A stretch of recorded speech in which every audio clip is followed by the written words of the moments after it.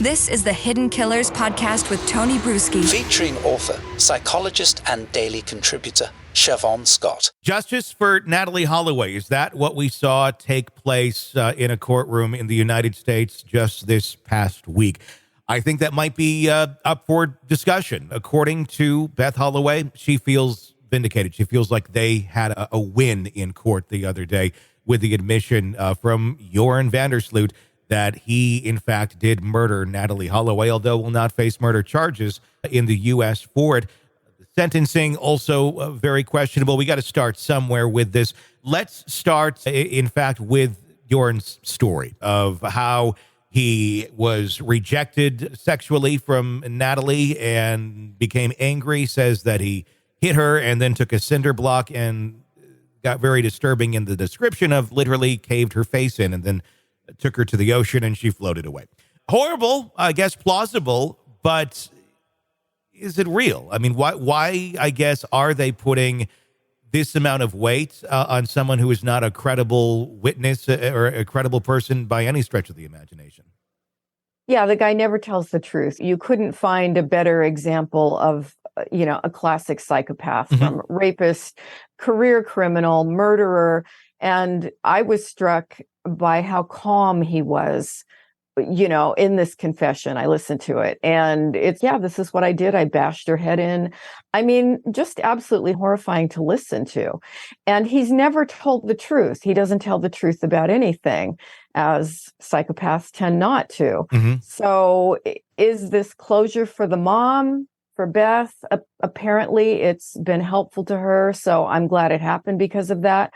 But I would not bet money that this is actually what happened. One of the other things that he stated is that after he murdered her, he pulled the body out into the surf and just kind of pushed her off into the ocean. Well, if you've spent any time in the ocean, that, the surf washes things back in. And so that doesn't quite gel. It doesn't make sense. So yeah, questionable there may be pieces of this are true, but he also likes to play games and tell stories. So who knows? It's very bizarre. I mean, initially when he was extradited back to the U.S., the thought was we're going to charge him here with trying to extort $25,000 out of Beth Holloway, which would have been very easy, I think, to do and convict him without doing some sort of a plea deal.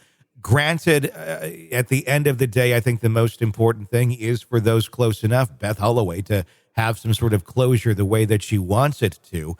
But at the same point, the authorities who are trying to get to the bottom of this, why even make this deal? Is this something that was more of an agreement maybe with did Beth have a say in this is kind of my question.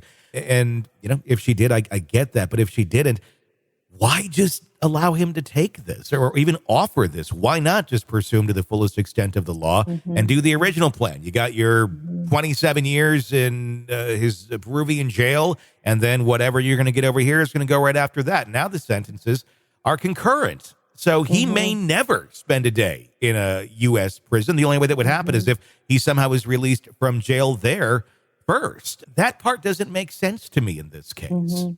Yeah, I was concerned about that too, because this is a guy who should never be walking among the rest of us. No. And he's not going to change, and he's always going to be dangerous. And so, yeah, my preference would be let's do everything we can to throw everything at him and keep him out of society. I do wonder if there's a bigger game at play here, that Joran is thinking, I beat this. I made this claim. I mean, it wouldn't be hard to put those dots together. If you're facing more jail time, of course he's going to lie. There's no way he wouldn't lie. That's just who he is. But is he aware of this little factor that is starting to come to light? And I don't think a lot of us knew about this. I know I didn't. There is that statute of limitations there. 12 years only for murder, which is nuts. But that's what the law is there. However, there is a caveat to it within that law system there, where if there is enough evidence that can be raised to show otherwise, that statute of limitations there can actually go out the window. So I do wonder if, now that we have this confession from Joran, does that qualify as enough evidence in his own country for them to lift the statute of limitations and maybe put another sentence on him over there? Was that part of the strategy on both ends of this is the best bet. This is not going to look good at first, but at the end of the day, this will give him the stiffest of penalties? Yeah, that would be heartening if it went that way. We'd sure like to see him locked up as long as possible. And you like to think that prosecutors have strategies like that. Mm-hmm. So fingers crossed, that would be a great outcome. You like to think. That's the problem. we like to think. Not always is how that turns out, but hopefully more just. I mean, I know that Natalee's mom feels justice has been served, but I think it feels skimpy to the rest of us. But at the end of the day, it's her feelings and emotions that matter most here. Yeah. Want to listen ad-free? Want advanced access to all of our interviews before anyone else? Become a True Crime Today Premium Plus subscriber on Apple Podcasts. You get every episode commercial-free. So you can binge on true crime until you can binge no more. Search True Crime Today Premium Plus on Apple Podcasts now, or go to our podcast page and sign up now. More of the Hidden Killers podcast next.